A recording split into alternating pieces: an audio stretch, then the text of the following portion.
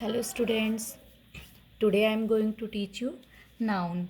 Noun, as you know, noun is a part of speech. Parts of speech, a category to which a word assigned means निर्दिष्ट करना in accordance means अनुसार with its syntactic यानी वाक्यगत it means sentence में functions यानी कार्य it means शब्दों का ऐसा ग्रुप ऐसा वर्ग जो सेंटेंस में अपने कार्यों के अनुसार जाना जाता है उसे कहा जाता है पार्ट्स ऑफ स्पीच। लाइक कोई वर्ड सेंटेंस में एक्शन दिखा रहा है तो उसे हम वर्ब कहेंगे। सेंटेंस में कोई वर्ड हमें नाउन या प्रोनाउन की विशेषता बता रहा है उसे हम एडजेक्टिव कहेंगे।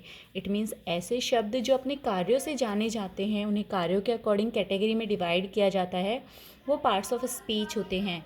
In English, the main parts of speech are noun, pronoun, adjective, verb, adverb, preposition, conjunction and interjection। हमारी जो इंग्लिश लैंग्वेज है उसमें 8 पार्ट्स ऑफ स्पीच होते हैं, noun, pronoun, adjective, verb, adverb, preposition, conjunction and interjection। Today we will discuss about noun।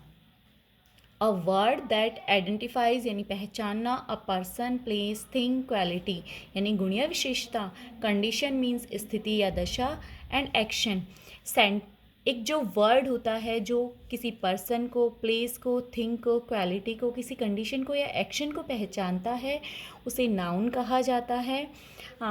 In short we can say open our eyes and whatever we see is noun कि जब हम अपनी आँखें खोलते हैं और हमें इस संसार में जो कुछ दिखाई देता है वो सब नाउन है। Let's see some example. Person like Ram, Aditya. Place Jaipur, Delhi. Thing pen, table. Quality honesty, love. Condition illness, strongness. Action movement, write. These all are nouns. Nouns are divided into two categories, countable noun and uncountable noun। countable noun it means गणनीय संज्ञा, जिन्हें गिन सकते हैं, जिन्हें numbers में हम लिख सकते हैं काउंट करके। uncountable means अगणनीय संज्ञा, जिन्हें हम गिन नहीं सकते। इन countable noun we include proper noun, common noun and collective noun। proper noun it means व्यक्तिवाचक संज्ञा, common noun means जातिवाचक संज्ञा and collective noun means समूहवाचक संज्ञा। in uncountable noun we will include material noun and abstract noun। material noun it means द्रव्यवाचक संज्ञा, abstract noun means भाववाचक संज्ञा। first we will discuss about countable noun। The nouns which can be counted, ऐसी noun जिन्हें हम गिन सकते हैं, जिनको numbers में लिख सकते हैं। Like pen, we can count pen. Girl, table, trees etcetera. First is proper noun यानी व्यक्तिवाचक संज्ञा। The noun which denotes a proper person, place और थिंग। एक ऐसी नाउन जो किसी प्रॉपर पर्सन को, प्लेस को या थिंग को बताती है। Proper noun always write in capital, जो प्रॉपर नाउन है वो ऑलवेज कैपिटल लेटर से स्टार्ट होती है, ऑलवेज कैपिटल लेटर्स में लिखी जाती है। Let's see example. Proper person like Neelu, Aditya. Proper place Jaipur, Delhi. Proper thing Gita, Ramayana. Proper noun who or which is single in the world. Proper noun वो होती है जो दुनिया में अपने आप में एक ही है, उसके जैसा कोई दूसरा नहीं है। लाइक नेम सिमिलर हो सकते हैं बट जो फिजिकल सिमिलरिटीज़ होती हैं, अदर सिमिलरिटीज़ होती है वो नहीं होती हैं, केवल नेम में सिमिलरिटी हो सकती है। लेकिन जो पर्सन है वो सिंगल होता है। जो वर्ड में सिंगल होता है उन्हें कहा जाता है proper noun. Common noun the noun that represents a class, और क्लास मीन्स जाति, और कम्युनिटी मीन्स समुदाय। सेम काइंड के जो एक जैसे जो किसी जाति या किसी समुदाय को बताते हैं उन्हें कॉमन नाउन कहा जाता है।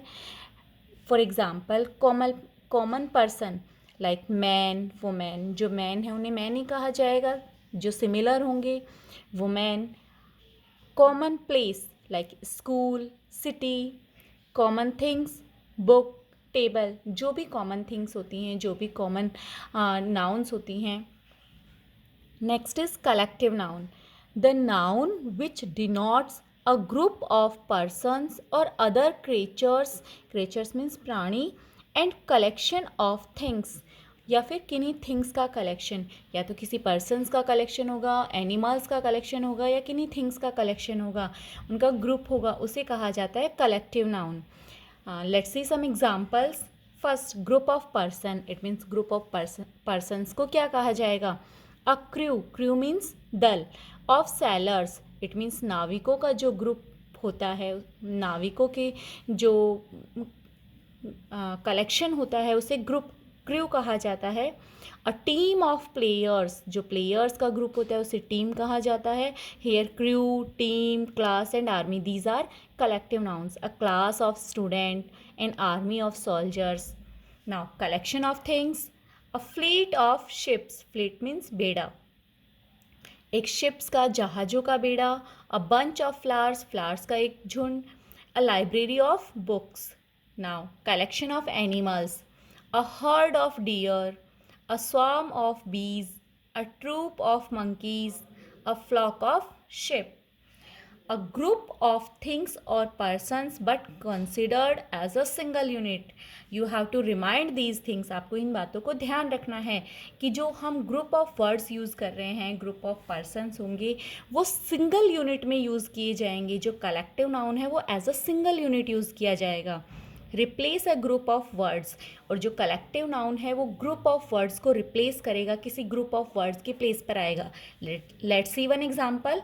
अ group of dancers came from Africa, it means एक डांसर्स का ग्रुप अफ्रीका से आया. हेयर ग्रुप ऑफ डांसर्स, हम इसे शॉर्ट में या कलेक्टिव नाउन में हम इसे कह सकते हैं troupe. A troupe came from Africa, यहाँ ग्रुप ऑफ डांसर्स को कौन से वर्ड ने रिप्लेस किया है? ट्रूप ने. And for make,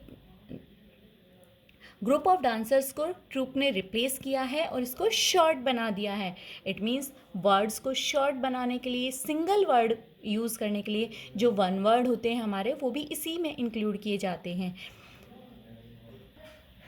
now uncountable nouns, अगणनीय संज्ञाएं. The noun which can not be counted, जिन्हें हम काउंट नहीं कर सकते. Example gold, oil, honesty, water, etcetera. First, material noun यानी द्रव्यवाचक संज्ञा. A material noun is a word which indicates यानी दर्शाता है. Material, a substance, substance means पदार्थ, और एन इंग्रेडिएंट, इट मीन्स घटक या अंग. From which other things are made, एक मटेरियल नाउन वो पदार्थ होता है, वो सब्सटेंस होता है जिनसे दूसरी चीज़ें बनाई जाती हैं, दूसरी चीज़ों को बनाने में जिसका यूज़ किया जाता है.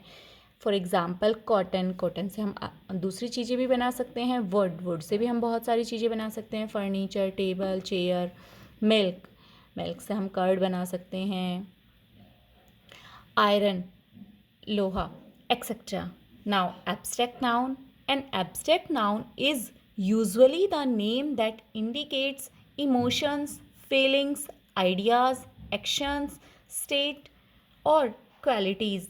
जो एब्स्ट्रैक्ट नाउन है यूजुअली ऐसा वर्ड होता है जो हमें इमोशन, जो हमारी भावनाएं होती हैं, जो हमारी फीलिंग्स होती हैं, जो हमारे आइडियाज़ होते हैं, जो माइंड में विचार आते हैं, एक्शंस जो हमारे काम होते हैं, स्टेट मीन्स अवस्था, और जो क्वालिटीज़ होती है, जो गुण होते हैं, उनके बारे में बताती है. Abstract noun cannot be seen, heard and touched.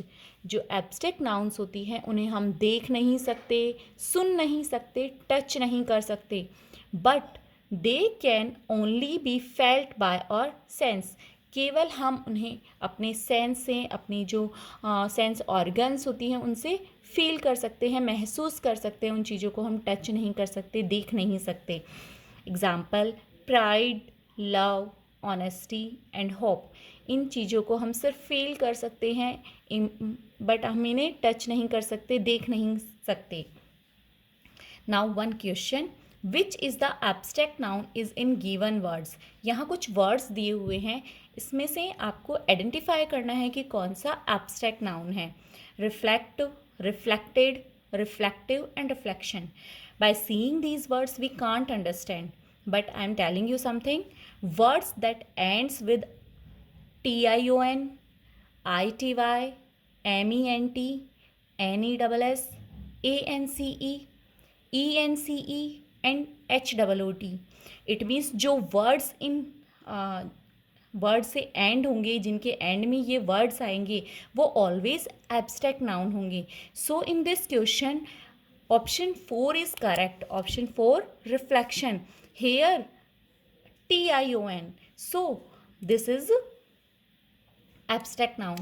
In your competitive exams you have to solve these type of questions. So I am telling you, thank you and have a nice day. I hope you understand all these things.